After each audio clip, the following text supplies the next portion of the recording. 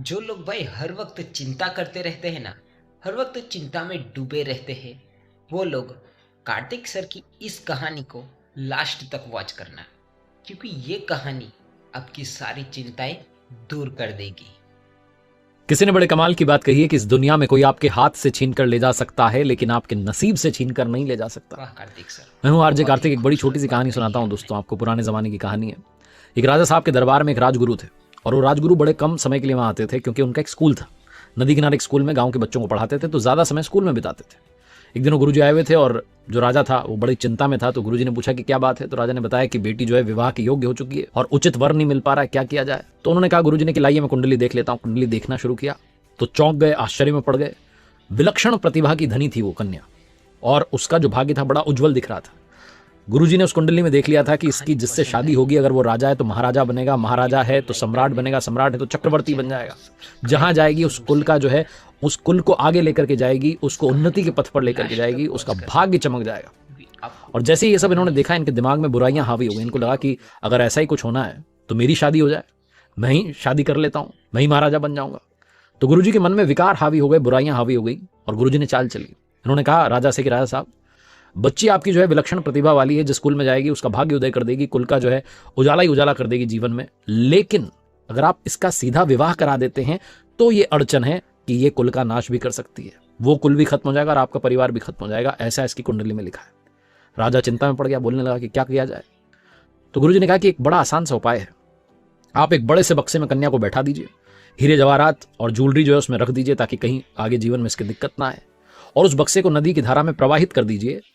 स्वेच्छा से जहां ये बक्सा जिसके पास पहुंचेगा, जिसकी शादी इससे होगी कन्या से, उसके जीवन में उजाला ही उजाला होगा। चाहे वो सामान्य सा व्यक्ति क्यों ना हो, वो राजा महाराजा बन जाएगा। आप चिंता मत कीजिए, मेरी बात पर भरोसा कीजिए।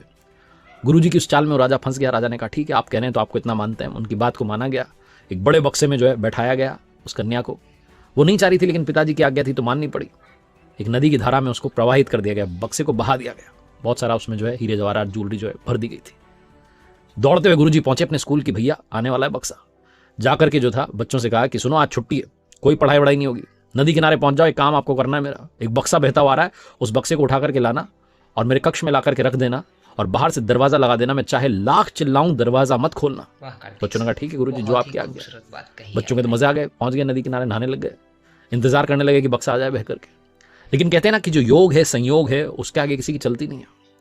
वो बक्सा नदी की धारा में प्रवाहित होता हुआ बहता हुआ आ रहा था, और नदी किनारे एक दूसरे राज्य का राजकुमार जो था अपने सिपाहियों के साथ में वहां विश्राम कर रहा था, हाथ मुंह धो रहा था, क्योंकि जंगल में शिकार खेलने आया था तो थक चुका था। उसने देखा कि एक बक्सा बहता हुआ आ रहा है नदी में। उसने अपने सिपाहियों से कहा कि जाओ जाकर के देखो। सैनिकों से कहा। सैनिक गए, जाकर के उस बक्से को पकड़ के लाए, और जब उसे खोला तो उसमें सुंदर कन्या निकली।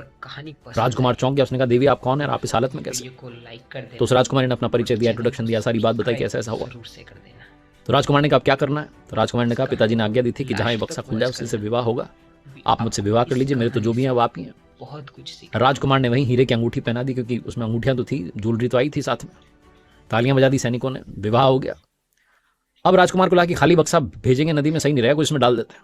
तो एक सामान उसमें डाल दिया। उधर नदी किनारे जो बच्चे थे वो इंतजार कर रहे थे। गुरुजी का आदेश था कि एक बक्सा बहते हुए आएगा, तो उन्हें इंतजार था कि आने वाला है। तभी उनकी नजर पड़ी, एक बक्सा बहता हुआ आ रहा था। बड़ी मशक्कत के बाद उसको नदी में से निकाला। बक्से को, बड़ा भारी था। 20-25 जो बच्चे थे सब मिलकर के उसको उठाने लगे, और ले जाकर के जैसे तैसे गुरुजी के कमरे में जाकर के उसको छोड़ दिया। गुरुजी ने तो आदेश दिया था बाहर से दरवाजा लगा देना, बाहर से दरवाजा लगा दिया। गुरुजी अंदर थे और बड़े उत्साहित थे कि बक्सा खुलेगा, कन्या जो है इसमें होगी और शादी कर लूंगा और मेरा भाग्य चमक जाएगा। बिना देरी के उन्होंने बक्सा खोला तो अंदर जिंदा भालू था। वो राजकुमार जंगल में शिकार के लिए आया था, तो एक जिंदा भालू पकड़ लिया था उसने। उसी भालू को उसने उस बक्से में बंद कर दिया था। जैसे ही बक्सा खुला, जिंदा भालू बाहर निकला। वो तो परेशान हो रखा था भालू, वो अटैक करने लगा गुरुजी पर। गुरुजी चिल्लाने लगे बचाओ बचाओ।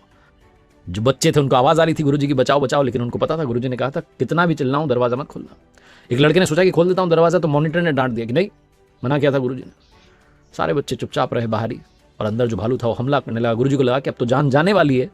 तब उन्होंने चौक उठाई और ब्लैक बोर्ड पर लिख दिया ममो इच्छा देवनाशम देव इच्छा प्रबलम राजद्वारे राजकन्या विप्र भालू भक्षितम। यानी कि राजद्वार पर राजकन्या पहुंची गई। जो उसका भाग्य था, जो लिखा हुआ था कि उसकी शादी जिससे होगी वो राजा से महाराजा, महाराजा से सम्राट बनेगा, वो पहुंच गई, और एक गुरु को भालू खा गया। यानी कि मेरी इच्छा का नाश हो गया और उनकी इच्छा प्रबल रही। जीवन में जो होना है वो होकर के रहेगा। पहली बात तो ये कहानी सिखाती है। और दूसरी बात ये सिखाती है कि अगर आपकी बुराइयां आप पर हावी हो गई तो आपका अंत निश्चित है। इसलिए बुराइयों को अपने ऊपर हावी मत होने दो। एक बार